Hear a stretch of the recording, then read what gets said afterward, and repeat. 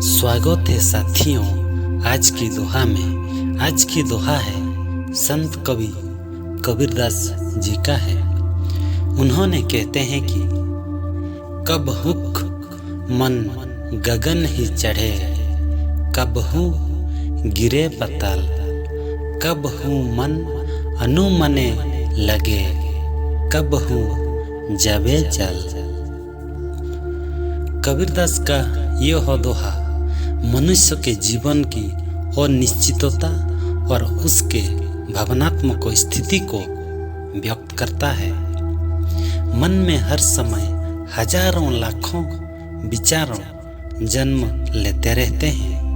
मानो मन एक सागर की तरह हो जिसमें विचारों की लहर उठती ही रहती है।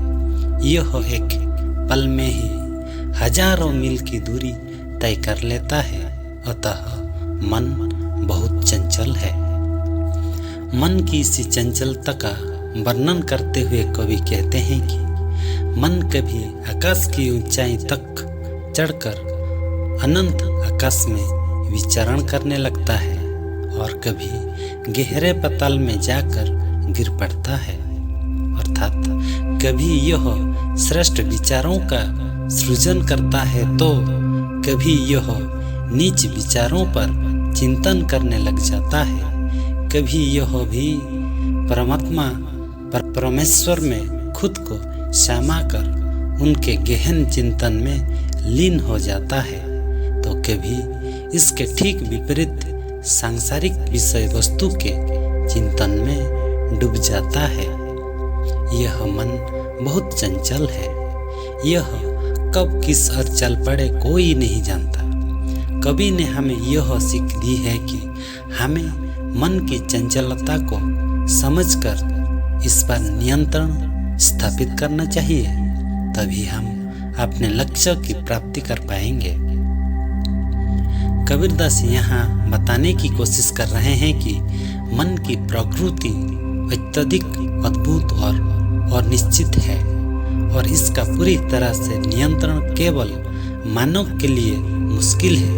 यह दोहा भाग्य, अध्ययन और आत्म संबंध की महत्वपूर्ण भूमिका और दर्शाता है कि मन की चाल अक्सर अनियंत्रित होती है और मानव को अपने मन को संयमित रूप से, प्रशांत और स्वाधीन रूप से नियंत्रित करने की आवश्यकता होती है।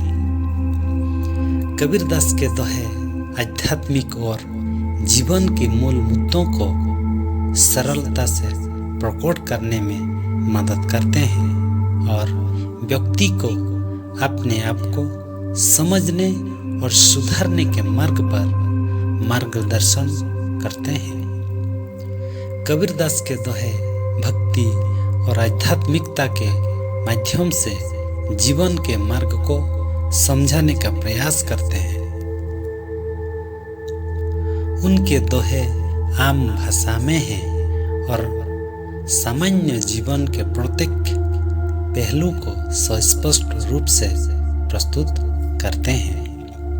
इस दोहे में कबीरदास मन की अव्यवस्थितता और विचारों की परिस्थिति को बता रहे हैं और यह भी दर्शा रहे हैं कि मन की चाल अनियंत्रित रूप से बदल सकती है। जैसे कि आपके विचार और आचरण आपके जीवन के प्रति आपकी दृढ़ निष्ठा और साधना की दिशा में चल सकते हैं। इस दोहे का संदेश है कि मन की चाल को संभालने, स्वाधीन करने और स्वयं को साधना में जुटने के लिए आत्मनिग्रह की आवश्यकता होती है। यह आध्यात्मिक समझदारी और सामाजिक जीवन में सहायक हो सकता है।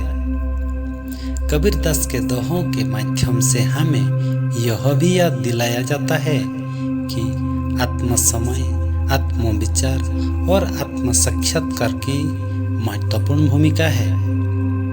व्यक्ति को अपने मन के विचारों को जानने और समझने की प्रक्रिया में जुटने की आवश्यकता होती है ताकि वो उसके द्वारा अपने जीवन को बेहतर बना सके। कबीरदास कहते हैं भक्ति आत्मा के अंदर ही जीवन के मामूली सवालों को गहराई से विचार करने की प्रेरणा देते हैं और सही मार्ग पर चलने के लिए मार्गदर्शन करते हैं। साथियों, अगर इस चैनल पे आप नए हैं तो चैनल को जरूर सब्सक्राइब करिए